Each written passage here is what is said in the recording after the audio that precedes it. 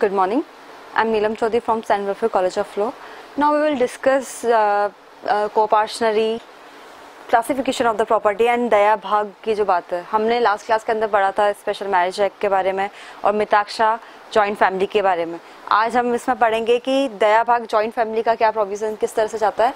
बात हमने जो लास्ट में जो डिस्कस किया था वो कोपार्शनरी था, जो हमारा कंप्लीट मतलब वो क्लियर ढंग से मुझे लगा है कि शायद आपको डाउट होगा। तो कोपार्शनरी की अगर हम बात करें कि कोपार्शनरी का हम बेस अगर बात करें कि कोपार्शनरी कहाँ से किस तरह से हम उसको एज अ कंसिडर करें कि हमें पता हो कि कोपार्शनरी क्या है, तो इसका जो बेस जो होता है वो by birth he right arise होता है। मतलब कोपार्शनरी जो फैमिलीज है या मिताक्षा कोपार्शनरी फैमिली की हम जो बात करें, कोपार्शनरी का जो राइट अराइज होता है वो by birth he right arise होता है। जैसे ही उसमें सन मतलब हम बात कर रहे हैं जो कॉमन मेल जो मतलब एक मेल होगा सीनियर मोस्ट जो मेल है, उससे तीन जो लीनियंट मेल डिसेंडेंट की जो बात करी गई वो कोपार्शनरी के अंदर इंक्लूडेड होगी। मैंने आपको कल भी बताया था कि कोपार्शनरी के अंदर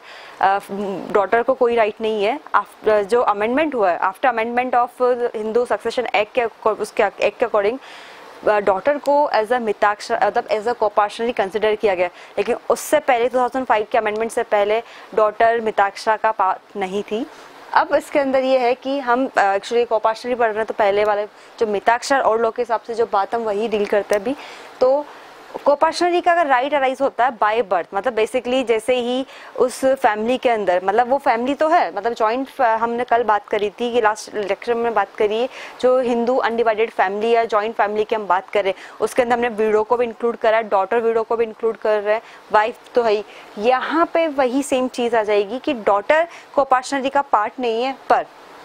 कोपार्शनरी मतलब उस बाकी वो एक तरह से हम बोले कि जो वाइफ है, वाइफ कोपार्शनरी में पार्ट रखती है मतलब, पर यहाँ पे जो प्रॉपर्टी का जब डिवाइडेशन जिस होगा कि कोपार्शनरी के अंदर कौन कौन आएगा, तो यहाँ पे बात करी जा रही फादर के बाद में सन, 3 मेल जो लीनियर डिसेंडेंट के उसमें जो सन आ रहे हैं उनकी बात करी जा रही है। तो बात करें कि हम प्रिजम्पशन मतलब कोपार्शनरी का प्रिजम्पशन ही यही है जॉइंटनेस की जो बात करी कि जॉइंटनेस के हिसाब से मतलब जॉइंटली हम जब सब सर्वाइव करें, जॉइंटली हम रह रहे हैं साथ में, उसको एज ही मतलब हम कोपार्शनरी के अंदर प्रिजम्प किया जाता है।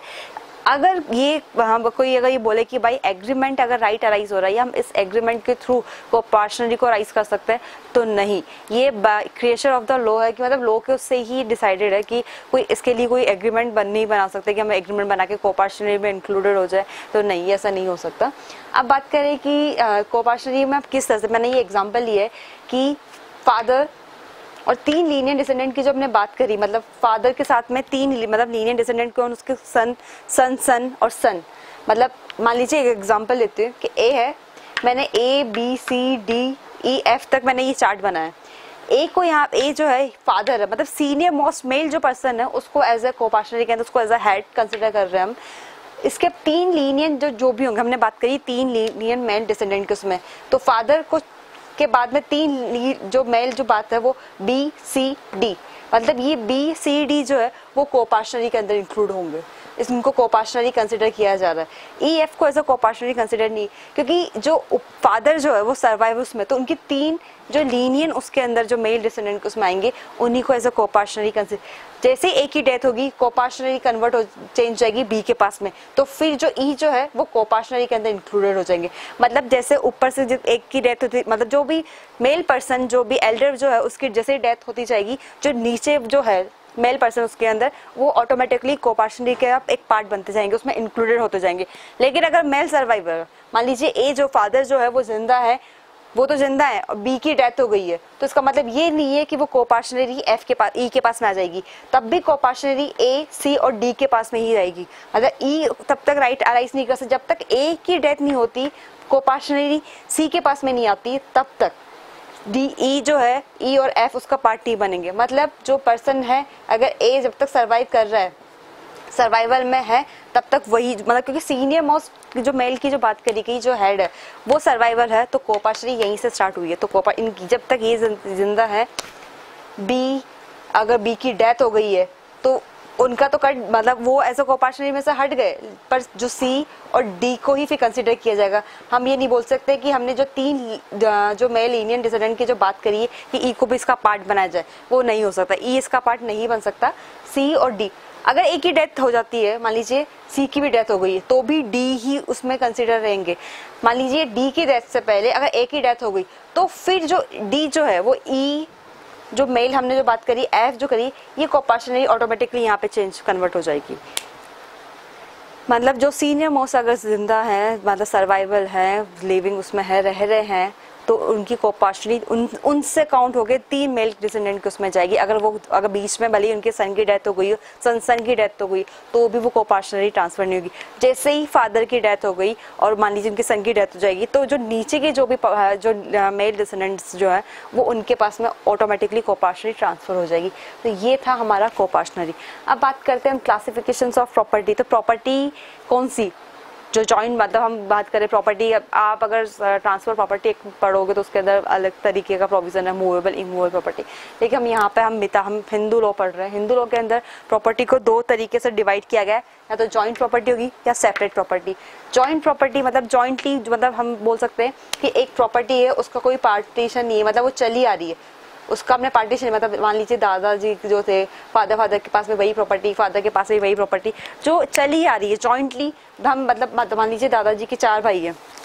4 भाई है, तो चारों भाई ने उस प्रॉपर्टी को एज इट इज रखा, उसमें ही इंक्रीजमेंट करते गए, तो वो ऑटोमेटिकली वो क्या होगी, जॉइंट प्रॉपर्टी होगी। अब जॉइंट प्रॉपर्टी आप किस तरीके से रिसीव कर सकते हो, बाय गिफ्ट भी हो सकती है, या आप खुद अर्न करके एज अ जॉइंट प्रॉपर्टी के अंदर उस प्रॉपर्टी को इंक्लूड कर रहे हो, या इनहेरिटेड हो रही बाय फादर्स, मतलब इनहेरिटेड कैसे कर रहे हो आप, फादर से या फादर से, या जो भी है पेरेंटल, उसके अंदर अगर प्रॉपर्टी आ रही है तो वो जॉइंट प्रॉपर्टी कंसिडर करेगी। मतलब कोई भी प्रॉपर्टी है वो जॉइंटली है, मतलब उसका कोई डिवाइडेशन नहीं हुआ है, ये डिवाइड नहीं हुआ है, वो पूर्वजों से चली आ रही है। मतलब हम बोल सकते हैं हमारी कोपार्शनरी टाइम से पूर्वजों किसों से चली आ रही है, तो वो एक तरह से वो जॉइंट प्रॉपर्टी के अंदर वो पार्ट है।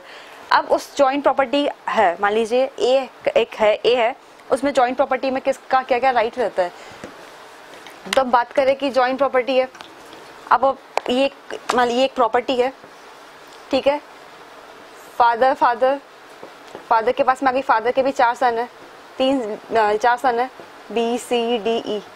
तो ये चारों का क्या है, मतलब मान लीजिए इनकी भी डेथ हो गई है, इनकी भी डेथ हो गई, इनकी सर्वाइवल में, तो वो इस प्रॉपर्टी को किस तरीके से वो यूज कर सकते हैं। मतलब जॉइंट प्रॉपर्टी के मतलब जॉइंट ऑनरशिप होती है, ऑनरशिप मतलब वो ऑनरशिप सबकी है, प्रॉपर्टी है वो सबकी प्रॉपर्टी है। ऐसा नहीं कि पर्टिकुलर ये बोल सकता है कि सिर्फ फादर की प्रॉपर्टी है, ये पर्टिकुलर जो एल्डर सन होगा उसी की प्रॉपर्टी होगी। मतलब यहाँ पे ऑनरशिप जो होगी वो सभी की होगी, पोजीशन भी होगा तो वो सभी का पोजीशन होगा। पर्टिकुलर कोई एक पर्सन ये नहीं कह सकता कि ये पूरी प्रॉपर्टी मेरी, ये सबकी प्रॉपर्टी होगी। मतलब पोजीशन है, उस प्रॉपर्टी को यूज कर सकते हैं जिस भी तरीके से, बट कंसेंट सबकी कंसेंट होनी चाहिए। ऐसे नहीं कि आप पर्टिकुलर खुद के लिए कुछ वो करना चाह रहे हो, मतलब आप उस प्रॉपर्टी को किसी भी तरीके से यूज कर सकते हो, आपके पास उसका पोजीशन है, ठीक है। बात है यहाँ पे सर्वाइवरशिप, मतलब ये वैसे अब सर्वाइवरशिप का प्रोविजन अब हट गया है, अब अबॉलिश हो चुका है जब से हिंदू सक्सेशन एक्ट बना है। सर्वाइवरशिप के उसमें ये होता है कि जैसे मान लीजिए फादर की बात जो करे, अगर उनकी डेथ हो गई तो सर्वाइवर में कौन बचा, मतलब जो लास्ट में जो बच रहा है प्रॉपर्टी उसके पास में आ जाएगी। मतलब फादर बच रहे हैं तो फादर के पास में प्रॉपर्टी आ गई, या फिर फादर की डेथ हो गई, 4 भाई है, 4 भाइयों में प्रॉपर्टी वो चली जाएगी। तो सर्वाइवरशिप मतलब डेथ, जो कोपार्शनर है, जो मेन जो हेड है, उसकी डेथ होने के बाद में जो बच रहा है, जो उसके पास में प्रॉपर्टी किस तरह से डिवाइडेशन होगी, ये सर्वाइवरशिप मतलब जो सर्वाइव कर रहा है, जो रह रहा है, जो है उस जॉइंट फैमिली के अंदर जो है वो सर्वाइवरशिप के उसमें, तो वो राइट टू सर्वाइवरशिप वाली प्रोविजन है। मतलब राइट है जॉइंट ऑनरशिप का, उसको कोई डिनाई नहीं कर सकता है। बात करें राइट टू जॉइंट पोजीशन, उनका ये भी राइट है, पोजीशन का भी राइट है। सर्वाइवरशिप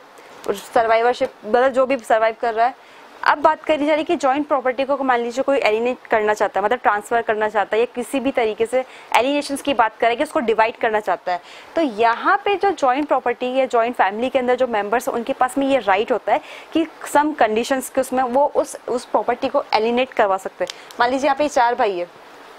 बेसिकली देखा जाए तो क्या 1/4 पार्ट सबके पास में आएगा, तो 1/4 उस पार्ट को वो अपने 1/4 पार्ट को वो एलिनेट करवा सकते हैं। मतलब उन्होंने पार्टीशन करवाया, मैंने नीचे लिखा है पार्टीशन, मतलब जो जॉइंट प्रॉपर्टी है वो पार्टीशन का भी राइट रखते हैं। जो भी मेंबर्स है उसके जॉइंट प्रॉपर्टी के जो मेंबर्स है वो पार्टीशन करा लिया उन्होंने, मान लीजिए पार्टीशन कराने के बाद में वो इस प्रॉपर्टी को किसी को एलिनेट करना चाहते हैं, तो वो एलिनेट करने का भी राइट है उनके पास में, जो भी जॉइंट प्रॉपर्टी के जो मेंबर्स है। बात है मेंटेनेंस की, तो प्रॉपर्टी है तो मेंटेनेंस तो होगा ही। अगर आप उस प्रॉपर्टी को मेंटेन नहीं कर पाओगे तो उसका तो राइट टू मेंटेनेंस का भी उन जॉइंट प्रॉपर्टी के अंदर ये प्रोविजंस होता है कि जो भी करता है या जो भी हेड है उसके पास में राइट है कि वो मेंटेनेंस, उस प्रॉपर्टी के मेंटेनेंस के लिए कुछ भी अगर वो एक्शन लेना चाहता है, मतलब कुछ भी करना चाहता है तो वो कर सकता है। ये हमारा जॉइंट प्रॉपर्टी हुआ। अब बात करते हैं सेपरेट प्रॉपर्टी। सेपरेट प्रॉपर्टी, मान लीजिए आपने अपनी सेल्फ इनकम से या सेल्फली कोई मतलब सेल्फ एक्वायर प्रॉपर्टी है, आपने वो प्रॉपर्टी खुद ने एक्वायर करी थी, मतलब फादर आप उनसे अलग हो गए, S1 और S2 है। S1 ने अपनी प्रॉपर्टी का पार्ट ले लिया अलग, ठीक है। अब उस प्रॉपर्टी, मान लीजिए ये एक प्रॉपर्टी उनको मिली थी उसमें पार्टीशन के, उससे आपने फिर उसमें अपनी इनकम से, अपनी मेहनत से उन्होंने कोई प्रॉपर्टी और इंक्लूड करी है, तो वो ये प्रॉपर्टी जो होगी वो सेल्फ एक्वायर प्रॉपर्टी कहलाएगी। मतलब आप अपनी इनकम से कोई प्रॉपर्टी अलग वो कर रहे हो, सेल्फ एक्वायर कर रहे हो, मतलब अपने खुद ने एक्वायर करी हो प्रॉपर्टी बिना विदाउट एनी कोपार्शनरी या विदाउट एनी जो हम इनहेरिटेज कर रहे हैं उस प्रॉपर्टी को नहीं, आपने खुद ने उस प्रॉपर्टी को एक्वायर कर, सेल्फ एक्वायर मतलब आपने खुद अपनी मेहनत से उस प्रॉपर्टी को एक्वायर कर रहे हो तो वो सेल्फ एक्वायर प्रॉपर्टी कहलाएगा।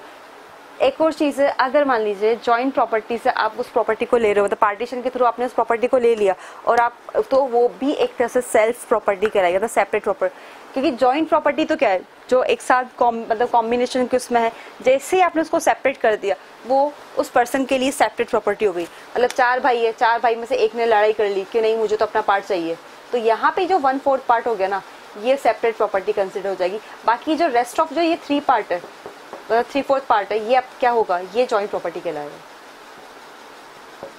आई थिंक आपको समझ में आ गया कि जॉइंट प्रॉपर्टी और सेपरेट प्रॉपर्टी। सेपरेट जॉइंट है जब तो उसका डिवाइडेशन नहीं होना, सेपरेट जैसे आपने उसका डिवाइडेशन कर दिया और जो पार्ट को ले, मतलब मान लीजिए 4 भाई है, 4 में से एक ही कंसिडर कर रहा है कि नहीं मैं अलग होना चाहता हूँ, बाकी 3 साथ में रहना चाहते हैं, तो वो एक जो अलग हुआ उसके लिए वो सेपरेट प्रॉपर्टी हो गई और ये इसके लिए जॉइंट प्रॉपर्टी हो गई। अगर अब मैं बात करूँ कि अगर मान लीजिए इसे सेपरेट प्रॉपर्टी तो हो गई है, मान लीजिए ये जो 4 भाई में से अगर एक भाई अलग हो गया, बाद में फिर उसको रियलाइज होता है, अगर वो वापस अगर आना चाहे तो वो वापस इसका जॉइंट प्रॉपर्टी का पार्ट बन सकता है, पर शर्त ये है कि वो जो 1/4 पार्ट उसने लिया था वो भी उस प्रॉपर्टी में वापस से इंक्लूड होगा। Joint property clear, separate property clear. अब बात करते हैं हम दया भाग जो जॉइंट फैमिली की जो बात करी जा रही है कि दया भाग के अंदर कौन, दया भाग का अगर हम बात करें, ये पर स्ट्राइक की बात करता है कि जो बचा हुआ है उसका है, मतलब यहाँ पे जो राइट अराइज होता है या इसमें जो मेंबरशिप, ये हम बात करें कि कोपार्शनरी की जो बात करी जा रही है कि हमने कोपार्शनरी में बात करी थी कि राइट अराइज होता है बाय बर्थ, पर हम यहाँ पे बात करेंगे दया भाग के अंदर ऐसा कोई प्रोविजन नहीं होता। मतलब दया भाग के अंदर होता है कि जैसे ही जो मान लीजिए फादर है और उसके 3 सन है, S1, S2 और S3, तो यहाँ हमने क्या था कोपार्शनरी के अंदर क्या था कि फादर है, 3 मेल उसकी बात कर रहा है, 3 मेल डिसेंडेंट जो है मेल डिसेंडेंट उसमें कि वो कोपार्शनरी के अंदर इंक्लूडेड होते हैं। इसके अंदर दया भाग के अंदर ये प्रोविजन नहीं है, नहीं राइट टू सर्वाइवरशिप का प्रोविजन है। इसके अंदर जो है मान लीजिए फादर सर्वाइवर है तो वो ही मतलब वो उन्हीं के पास में राइट रहता है, ये वो राइट यहाँ पे प्रॉपर्टी उसमें ट्रांसफर नहीं होगा। अगर या ऐसा हम ये बोल सकते हैं कि अगर फादर नहीं है या फादर है, जैसे ही उनका जो राइट है वो ट्रांसफर हो गया, फादर से ट्रांसफर होके इनकी डेथ होने के बाद में वो राइट जो प्रॉपर्टी का राइट फादर के पास में आएगा, उसकी डेथ के बाद में, फादर की डेथ के बाद में फिर ये जो तीनों बच रहे हैं S1, S2, S3 उसके पास में आएगा। ऐसा नहीं है कि इनके सर्वाइव होते हुए कि ये अपना पार्ट ले सकते हैं, अलग हो सकते हैं। मान लीजिए फादर की डेथ हो गई है, प्रॉपर्टी का जो हिस्सा है तो उन चारों में डिवाइड नहीं होगा, पर जैसे फादर की डेथ हुई ये 1/3 पार्ट ऐसा पर स्ट्राइप की जो बात करी मैंने यहाँ पे जो लिखा है पर स्ट्राइप वाला जो प्रोविजंस लिखा है वो पर स्ट्राइप में से कन्वर्ट हो जाएगा।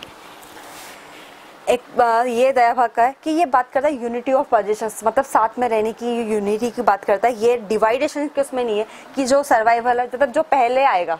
वो पाएगा। मतलब यहाँ पे आपका जो राइट जो ट्रांसफर होगा वो जो एल्डर पर्सन है उसकी डेथ के बाद में आपके पास में वो राइट आता है, उससे पहले यहाँ पे किसी का राइट ही जो सर्वाइव कर रहा है जो पहले है वही उसी का राइट है। उनकी डेथ के बाद में, उनके फ्यूनरल के बाद में फिर वो राइट ट्रांसफर होता है फर्दर। जब तक वो सर्वाइव कर रहे हैं तब तक वो राइट किसी के पास में नहीं है।